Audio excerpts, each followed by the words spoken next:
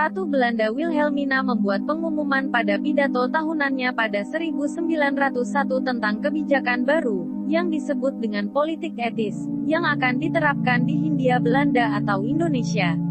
Politik etis ini, yang merupakan pengakuan bahwa Belanda memiliki hutang budi kepada orang pribumi Nusantara, bertujuan untuk meningkatkan standar kehidupan penduduk asli.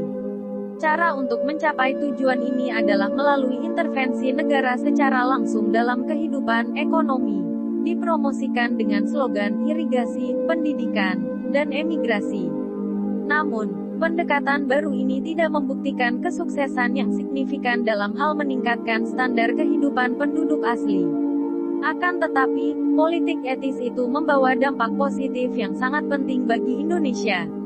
Komponen pendidikan dalam politik ini berkontribusi signifikan pada kebangkitan nasionalisme Indonesia dengan menyediakan alat-alat intelektual bagi para elit masyarakat Indonesia untuk mengorganisir dan menyampaikan keberatan-keberatan mereka terhadap pemerintah kolonial.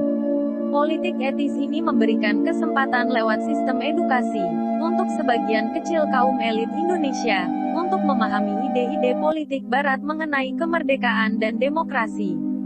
Maka, untuk pertama kalinya orang-orang pribumi mulai mengembangkan kesadaran nasional sebagai orang Indonesia. Alhasil, pada tahun 1908, para mahasiswa di Batavia mendirikan Asosiasi Budi Utomo, kelompok politis pribumi yang pertama. Pembentukan Budi Utomo telah dianggap sebagai hari kelahiran dan kebangkitan nasionalisme Indonesia. Hal ini memulai tradisi politik kerjasama antara elit muda Indonesia dan para pejabat pemerintahan Belanda yang diharapkan untuk membantu wilayah Hindia Belanda. Bab selanjutnya dalam proses kebangkitan nasionalisme Indonesia adalah pendirian partai politik pertama berbasis massa, yaitu Sarekat Islam, pada tahun 1911. Pada awalnya, organisasi ini didirikan untuk mendukung para pengusaha pribumi terhadap pengusaha Tionghoa yang mendominasi ekonomi lokal, namun Sarekat Islam ini kemudian mengembangkan fokusnya dan mengembangkan kesadaran politik populer dengan tendensi subversif. Gerakan-gerakan penting lainnya yang menyebabkan terbukanya pemikiran politik pribumi adalah Muhammadiyah, gerakan reformis sosio-religius Islam yang didirikan pada tahun 1912 dan Asosiasi Sosial Demokrat Hindia, gerakan komunis yang didirikan pada tahun 1914 yang menyebarluaskan ide-ide Marxisme di Hindia Belanda. Perpecahan internal di gerakan ini kemudian mendorong pendirian Partai Komunis Indonesia, PKI, pada tahun 1920. Pada awalnya, pemerintah kolonial Belanda mengizinkan pendirian gerakan-gerakan politik lokal, namun ketika ideologi Indonesia diradikalisasi pada tahun 1920-an, seperti yang tampak dalam pemberontakan komunis di Jawa Barat dan Sumatera Barat di tahun 1926 dan 1927, pemerintah kolonial Belanda mengubah kebijakannya. Sebuah rezim yang relatif toleran digantikan dengan rezim represif yang menekan semua tindakan yang diduga subversif.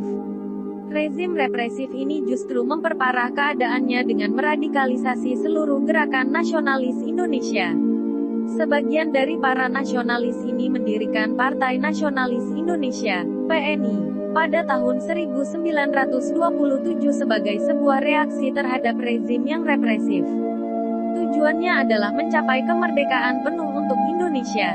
Peristiwa penting lainnya bagi nasionalisme Indonesia adalah Sumpah Pemuda pada tahun 1928. Pada kongres yang dihadiri organisasi-organisasi pemuda ini, 3 idealisme diproklamasikan, menyatakan diri memiliki satu tanah air, satu bangsa dan satu bahasa. Tujuan utama dari kongres ini adalah mendorong persatuan antara kaum muda Indonesia. Di dalam kongres ini lagu yang kemudian menjadi lagu kebangsaan nasional, Indonesia Raya, dikumandangkan dan bendera nasional di masa kemerdekaan, merah putih, dikibarkan untuk yang pertama kalinya. Pemerintah kolonial Belanda bertindak dengan melakukan aksi-aksi penekanan terhadap para pemimpin nasionalis muda, seperti Soekarno dan Muhammad Hatta ditangkap dan diasingkan.